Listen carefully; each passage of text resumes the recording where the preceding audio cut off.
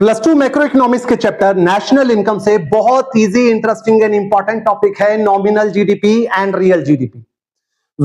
Nominal GDP वो income है जो करंट ईयर के प्राइस को करंट ईयर की क्वांटिटी से मल्टीप्लाई करके ऑब्टेन की जाती है, जबकि रियल जीडीपी बेस ईयर के प्राइस को करंट ईयर की क्वांटिटी से मल्टीप्लाई करके ऑब्टेन की जाती है।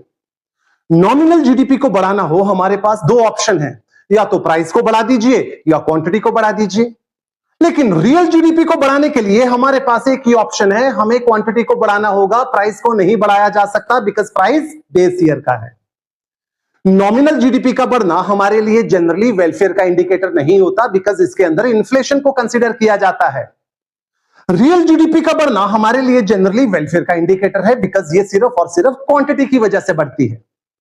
अब सवाल यह पैदा होता है, nominal GDP and real GDP के कॉन्सेप्ट्स को रियल लाइफ में अप्लाई कहां करें, या सरकार कहां अप्लाई करती है? आप सब जानते हैं इंडियन इकोनॉमी लगभग $4.2 ट्रिलियन की इकोनॉमी है। ये $4.2 ट्रिलियन नॉमिनल जीडीपी है या रियल जीडीपी? इसका जवाब है नॉमिनल जीडीपी। रीजन बीइंग, आप सब लोग जानते हैं इंटरनेशनल लेवल पे जब कंट्रीज की इनकम को कंपेयर करना होता है तो हमें डॉलर को यूज करना पड़ता है और इसी वजह से हम नॉमिनल जीडीपी का सहारा लेते हैं, जबकि सरकार रियल जीडीपी को यूज करती है कंट्री के इंटरनल ग्रोथ को मेजर करने के लिए।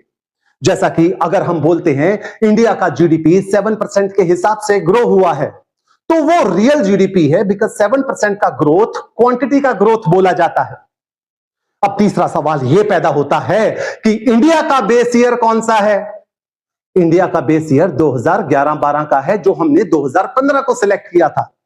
इस लिहाज से बहुत सारे इकोनॉमिस्ट का मानना है कि हमारा बेस ईयर बहुत पुराना हो चुका है, अब समय आ गया है कि हम अपने बेस ईयर को चेंज करें।